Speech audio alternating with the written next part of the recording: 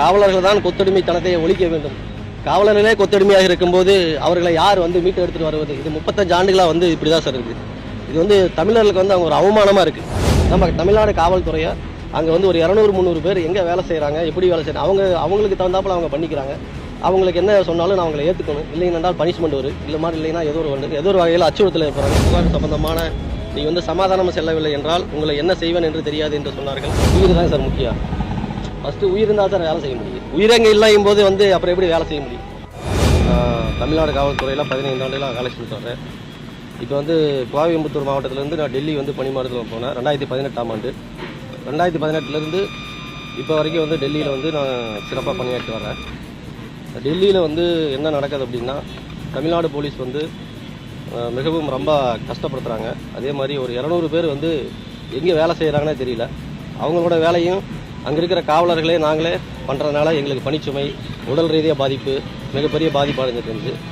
நான் பிகில் குழலுவதும் பிரிவில் பயிற்சி பெற்று 15 ஆண்டுகளாக நான் பிகில் குழலுவதும் காவலராக பணியாற்றி வருகிறேன். நான் மாண்புமிகு முதலமைச்சர் அவர்கள் வருகின்ற போது டெல்லி வரும்போது குழலுவது வரும், மேதக ஆளுநர் அவர்கள் வருகின்ற போது குழலுவதும் பணியாக சேர்ந்துட்டு இருந்தேன். எனக்கு குழலுவதும் பணியும் மற்றும் உள்ள சிறை பணியும் ரெண்டையும் போட்டதுனால என் உடல்நிலை ரொம்ப மோசப்படுச்சு. என்னுடைய மனைவி நேஷனல் தேசிய பட்டியல் ஆணையத்தில் முதல் தகவல் அறிக்கையாக பதிவு செய்தாங்க. அந்த தகவல் அவங்க அந்த ஆணையம் நேரடியாக காவல்துறை இயக்குநருக்கு ஃபார்வேர்ட் பண்ணியாச்சு. அங்கிருந்து எனக்கு என்னுடைய அலுவலகத்துக்கு வந்தது. விசாரணை அழைப்பானை இல்லாமலேயே என் மனைவியும் என்னையும் அங்கிருந்த பொறுப்பு அதிகாரி அழைத்து எங்கள் இருவரையும் விசாரணை செய்யப்பட்டது. புகாரின் சம்பந்தமாக சமாதானமாக செல்ல வேண்டும் என்று வற்புறுத்தினார்கள்.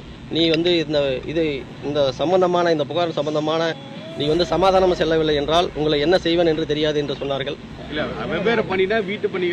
அது எந்த பணி வேணும், அதாவது நம்ம என்ன சொல்றோம்னா, காவலர்கள் தான் கொத்தடிமைத்தனத்தை ஒழிக்க வேண்டும். காவலர்களே கொத்தடிமையாக இருக்கும்போது அவர்களை யார் மீட்டு எடுத்துட்டு வருவது? இது 35 ஆண்டுகளா இப்படிதான் சார் இருக்கு. இது தமிழர்களுக்கு அவங்க ஒரு அவமானமா இருக்கு.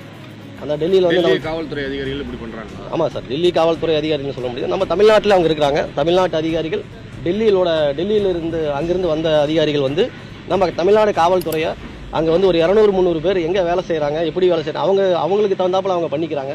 அவங்களுக்கு என்ன சொன்னாலும் நான் அவங்களை ஏற்றுக்கணும். இல்லைன்னா பனிஷ்மெண்ட் வரும். இல்லை மாதிரி இல்லைன்னா ஏதோ ஒரு வகையில் அச்சுறுத்தல் ஏற்படுறாங்க சார். இப்போ எங்கள் மனைவிக்கு எனக்கு அங்கே விசாரணை உயிர் தான் சார் முக்கியம். ஃபர்ஸ்ட் உயிர் இருந்தால் சார் வேலை செய்ய முடியும். உயிரங்க இல்லாயும் போது அப்புறம் எப்படி வேலை செய்ய முடியும்? என் பேர் குமார் சார்.